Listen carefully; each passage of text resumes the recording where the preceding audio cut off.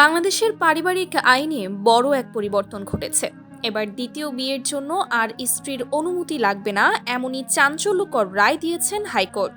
সম্প্রতি মুসলিম পারিবারিক আইন সংক্রান্ত এক মামলার পূর্ণাঙ্গ রায়ে আদালত স্পষ্ট করে বলেছেন, দ্বিতীয় বিয়ের অনুমোদন দেবে আরবিট্রেশন কাউন্সিল। স্ত্রীর সম্মতি এখানে আইনি শর্ত নয়।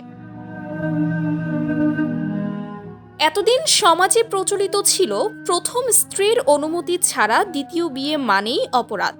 তবে আদালতের ভাষ্য, মুসলিম পারিবারিক আইনে সরাসরি এমন কোনো বাধ্যবাধকতার উল্লেখ নেই। ২৪ পাতার রায়ে আদালত আরও বলেন, অনুমতি ছাড়া দ্বিতীয় বিয়ে করলে শাস্তির বিধান থাকলেও সেই সিদ্ধান্ত নেবে আরবিট্রেশন কাউন্সিল, স্ত্রী নয়।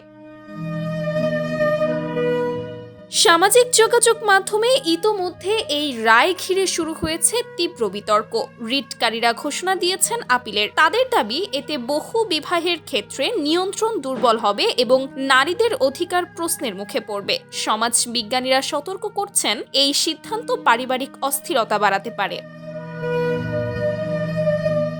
তবে আইন বিশেষজ্ঞরা জানান, ১৯৬১ সালের মুসলিম পারিবারিক আইন অনুযায়ী পুরুষের দ্বিতীয় বিয়ে আরবিট্রেশন কাউন্সিলের অনুমতি সাপেক্ষে বৈধ। অনুমতি ছাড়া বিয়ে করলে ১ বছর কারাদণ্ড বা জরিমানার বিধান রয়েছে।